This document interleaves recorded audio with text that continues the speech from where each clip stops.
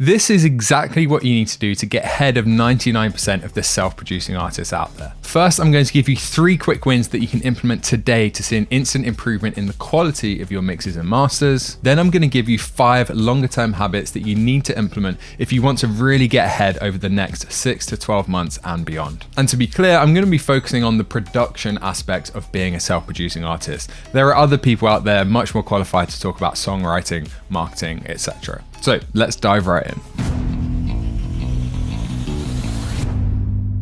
The first practical exercise is the volume only mix. And this is incredibly important because so many people overlook the importance of the volume balance and then moving on later in the process to volume automation. And 90% of your mix, the keyword being mix, is the volume balance of the different instruments, the mix of the different instruments. And before you start thinking about compression, EQ, anything, and this is not just advice for beginners, this is advice for intermediates as well, you want to absolutely nail your volume. And what I found is actually the more experience I've got, the more advanced I've got, the more I just spend time thinking about the volume balance and making sure that everything is sitting perfectly in the mix for the entire duration of the song as well. So using lots of volume automation. So I've got an empty project here. I'm going to pull in some multi-tracks and we're going to just do a volume balance. Okay, so I've pulled in the tracks. I've kind of tidied them up a little bit. This track is called Olua, and it's by an artist called Spencer Handley. Let's start by having a listen to the rough mix so we can get an idea of where we're going with this.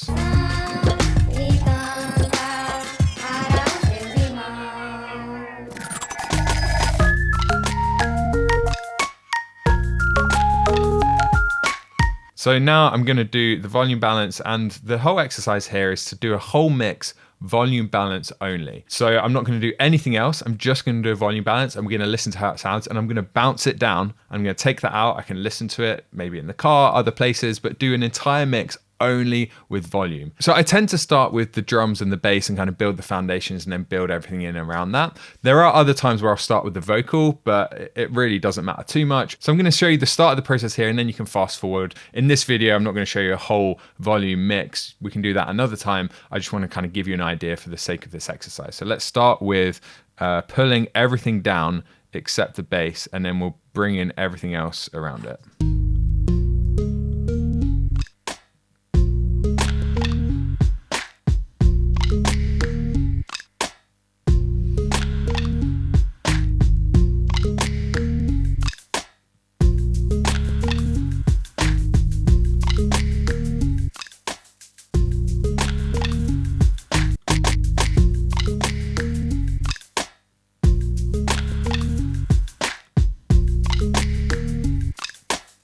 Let's get the drums in this section as well.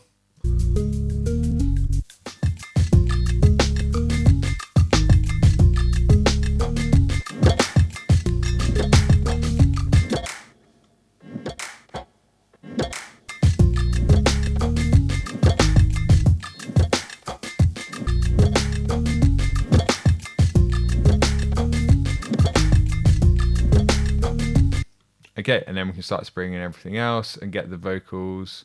Maybe let's try this section here where I think there's some vocals.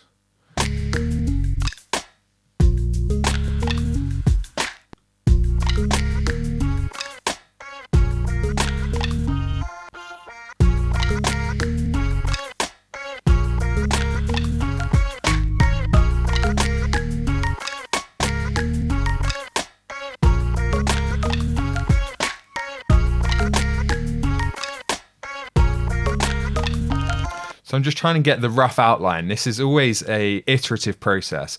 You need to develop the context so you can make other decisions. And then as you make decisions, the context changes. So the ground is constantly moving under your feet, which is why mixing is kind of like chipping away at a statue. And you don't start by finessing the hand of the statue. You start by getting the rough outline. So I think that's enough just to give you the idea. Where you want to go from here is continue to fine tune it, add volume automation so that every single section is perfect, and spend an hour doing a volume only mix, at least an hour, if not longer. And what I found is when I've had people do this in the past is that it's better than some of their recent mixes where they used a whole bunch of plugins and did loads of crazy stuff and just focusing exclusively on volume balancing for an hour, 2 hours, 3 hours even, just fine tuning every little detail, tiny fader movements throughout the song, and just a ton of automation, and just thinking and obsessing over volume, taking it out to your car, listening to it there. How does the balance compare? And panning too, as well. You want to do your panning as part of that. It's a really incredible exercise. So that's exercise number 1. Moving on now to exercise number 2, which is the heavy reference mix. And I'm not going to go into this in a ton of detail because I did a video recently where I covered referencing in depth, and I'll include a link in the description below. But a really good practical exercise, especially for late beginners, intermediates, is to do a mix where you obsessively reference and you try and recreate 2 or 3 different reference tracks, and you basically try and reverse engineer the sound of those tracks. So let me show you an example here. I'm going to pull in a couple of references. Okay, so I've got a couple of reference tracks. For this to work, you want references that are really, really similar. And you're going to listen to every little aspect. And you can start by listening to the track on the whole just to see what needs to change to get in the rough direction.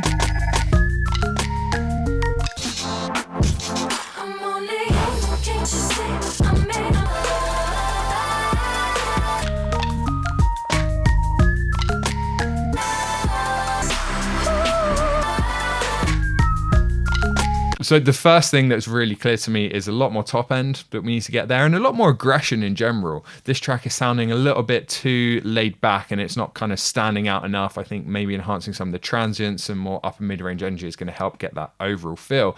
But then every little decision as you're going through and you're thinking, okay, well, how loud should the bass be, for example? Just compare to your references.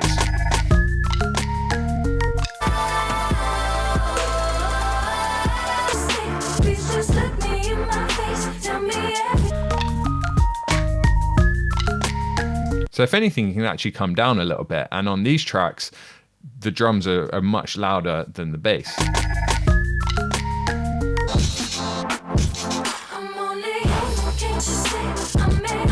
They're really driven by the kick drum there, for example. So you just go through like that and you reference a ton. Every little decision you're making, check your references, which means you're going to be doing it every minute or so. And this isn't a habit you want to get into in the long term. It's going to hold you back. You're going to start to try and copy.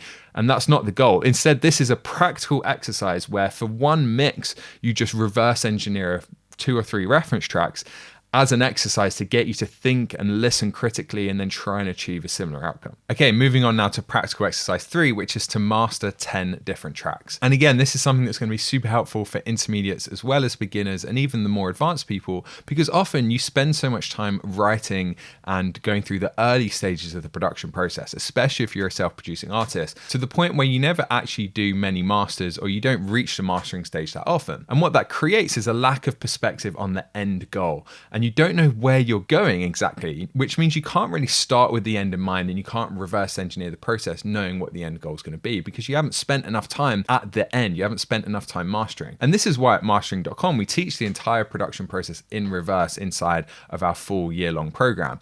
We teach mastering first, then mixing, then production, because what that means is you have complete clarity on the end goal. You know where you're going. You can reverse engineer it. And it also forces you to use tools like EQ and compression on stereo mixes, which means you can focus a lot more on the tool that you're using on just, you know, a stereo track as opposed to dealing with 30 different channels in a big mix project. And it also means you can more easily hear the changes you're making when you tweak the EQ, you tweak the compressor, because you're doing it on the whole mix. And again, this is just as helpful for intermediates and advanced people. These aren't beginner tips. They sound like they are, but really it's the mastery of the fundamentals that will get you to that advanced and expert stages. So what I've done is I've actually put together a collection of 10 tracks that you can download and master, because I also think it's really important that you do this not on your own music. And again, as we're talking practical exercises, there's something that's very different about mixing and mastering other people's music that's incredibly helpful, that will improve the quality of your own music. And you can't get the same outcome by just constantly mixing and mastering your own music. So if you go to the link in the description, you can get all of these for free.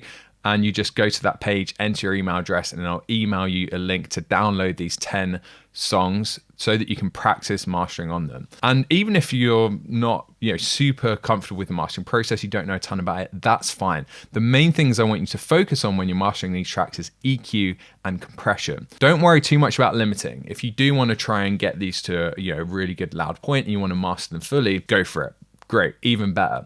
But the main point here is actually to get really clear on what a finished mix sounds like and get used to thinking about the overall sonic spectrum of a mix and the frequencies, the dynamics, and the volume, if you want to think about that too, at the kind of finishing stages. And you need to think a lot more holistically about the production process in general. When you're recording, you're already thinking about what the finished master is going to sound like, even when you're composing.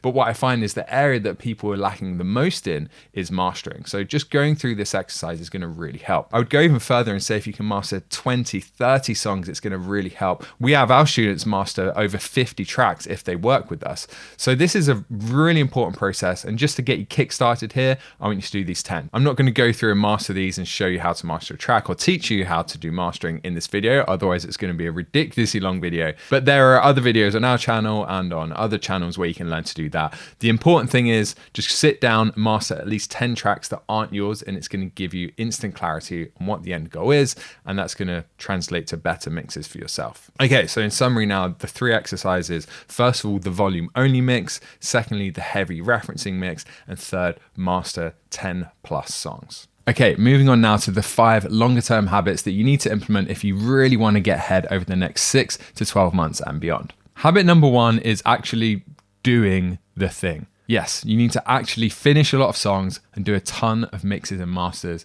if you want to really get ahead. And of course, it seems overly simplistic that I even have to say this, but it constantly surprises me how little work people put into getting ahead in their music. Of course, education is important. You need to be doing the right things. You need to be heading in the right direction. And there's a lot of rubbish out there, but there's also some really good education here on YouTube, in paid programs, etc., etc., etc. But that's only one wing of the dove. Other wing is implementation, action, and actually doing the thing, taking what you're learning and putting it into practice. Because the point of education, at least in my opinion, is to create a transformation and achieve an end result. It is merely a means to an end. If you have education that's just theory and it just rattles around in your head, that's not relevant in this industry, unless that theory turns into action or creates change in the way you behave. So if you have education without implementation, you've basically got a dove with one wing, and that's not going to go super well. And I think part of the reason why people just aren't working hard enough these days and aren't putting in the reps, aren't putting in their 10,000 hours in order to actually really get good at this is because we're constantly sold this idea of shortcuts, whether that's plugins, whether it's videos here on YouTube that say do this one trick and your mixes are going to instantly sound professional or Grammy winning quality. All of that is BS. And the reality that not a lot of people want to tell you because it doesn't sound fun and sexy and exciting is that it's really hard work to get to a point where you can make music that sounds industry standard and really just achieve the sound in your head and be happy with the end result. It takes a lot of work to get there. Of course, good education will speed up that process dramatically, but it's still going to take 12, 24 months of really hard work. And there aren't going to be any silver bullets that just magically make it happen overnight, despite what a lot of people are telling you. So the people who are already ahead are the ones that ignored the noise and they didn't get stuck in that trap of constantly looking for shortcut after shortcut after shortcut. And you end up just going around in cycles, not making any real improvement, distracted from doing the stuff that's really important that I'll get to in a second, but fundamentally just actually doing the work, finishing a lot of tracks. Habit number 2 is patience. Because if you work hard and you do the thing, you do the work, but you don't have any patience and you're not in it for the long haul, then you're never going to see the fruit of your labor. Hard work alone isn't enough. Just the same way that education without implementation isn't enough, implementation isn't enough without patience. And if you work your ass off, but you only do it for a couple of weeks, well, you're not going to get very far. And that's why you need to rely on discipline, not motivation. Relying on motivation means only writing music, only mixing and mastering when you feel like it, when you feel the motivation. Or instead, you constantly look for sources of inspiration to give you that energy to go and create. Instead, what I find helps is relying on discipline. And discipline means doing things when you don't feel like it. That's the key difference. Motivation, doing things when you feel like it. Discipline, doing things when you don't feel like it. So that means setting time aside, sitting down every single day to make music, to mix, to master, and doing it whether you feel like it or not. Embracing the process and just accepting that not every single track is going to come out good, but doing it anyway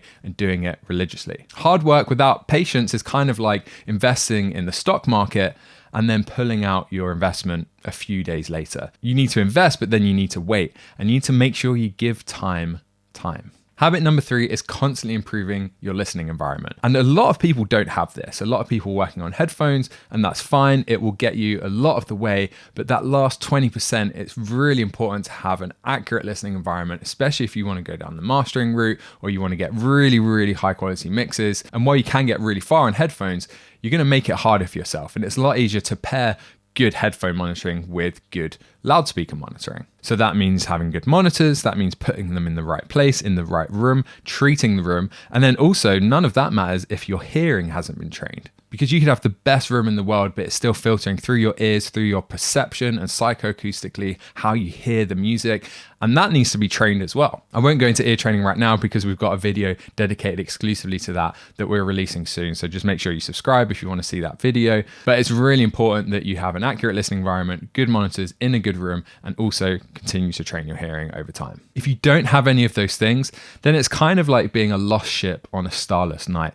You have no idea which way is north, south, up, down, and everything is just extremely relative. You end up just going around in circles, not knowing if it's sounding better or sounding worse, and you're so isolated in your room, and when you take it out, it doesn't translate. And if you've ever done the car test and you take your mix out to the car and it sounds completely different, that's a sign that you haven't fine-tuned your listening environment enough. Habit number 4 is focusing on the fundamentals and achieving mastery over the basics before you even think about advanced techniques and topics. The truth is that experts never skip the basics. And while the things that they focus on might be the really nuanced aspects of production, if you hear them talk, they use terminology that you might not understand, or they talk about very specific things, specific pieces of equipment, specific techniques. Often it's because those things are front of mind for that person at the time. But what you don't realize is that those things are just the tip of the iceberg. And what you don't see and what they don't talk about is the fundamentals that they've just mastered to such an extent that it's second nature for them. It's automatic, it's subconscious, so they don't have to actually talk about it. And to be clear, what I mean by fundamentals is frequency and EQ, compression and dynamics, and volume, which is volume in terms of a mixing environment, the volume of the different instruments, or volume in terms of a master and how loud it is. It's just those 3 areas that you need to get mastery over. And if you do some of the more advanced or specific nuanced things that experts talk about without having the foundations in place, then you're missing the foundations of the building and you're just going to have a building that crumbles. The best way to gain mastery over these fundamentals is to start by learning mastering, because you have to break it down to the objective scientific aspects of music production. You have to focus on EQ, compression, limiting, on a stereo track, so it's really easy to hear what you're doing. And it's just a really good way to gain mastery over the technical side of music production. Get those skills under your belt, under your fingers, so that then when you're in a mixing situation or a producing situation, you have that objective knowledge, you understand how audio works, you know what the end goal is, and you can reverse engineer it, and you can stay in that state of total creative flow without getting distracted by, okay, how does this tool work? How does this parameter work? And not knowing how to actually achieve the sound that you have in your head. And finally, habit number 5 is to think critically. Once you have that objective foundation in place and you understand the basics, you can then go through and you can analyze a lot of what people are talking about and start to separate the signal from the noise. And when I say think critically, you have to make sure you're not blown around in the wind of plugin companies selling you things and different people telling you, hey, this trick is the solution and it's going to completely fix your mixes in just a few seconds. You start to see through all of that because you understand how things work at an objective level, and you start to see, okay, what are they actually saying? What does this plugin actually do? And you start to break it all down, and you can think for yourself and build your own view of what sounds good, how to get there, and just generally understand this entire topic on a whole other level when you start to think for yourself and start to break down and challenge what everyone is saying and build your own view instead. Because we all know that there is a lot of noise in this space and a lot of stuff out there that is not based on any fundamental truth or objective understanding of music and music production. And when it comes to hearing and music, there is a lot of subjectivity, so it's really easy for companies and people to play on that and sell you things that don't actually have any objective value to them. Okay, just to recap quickly, the first habit is to actually do the thing, put in the reps, finish a ton of tracks, finish a ton of mixes and masters. 2 is patience, to actually do this for long enough that you see the benefit of that work. 3 is improving your listening environment so you can actually hear what's happening in your music. 4 is mastery over the fundamentals and the objective side of music production. And then 5 is critically thinking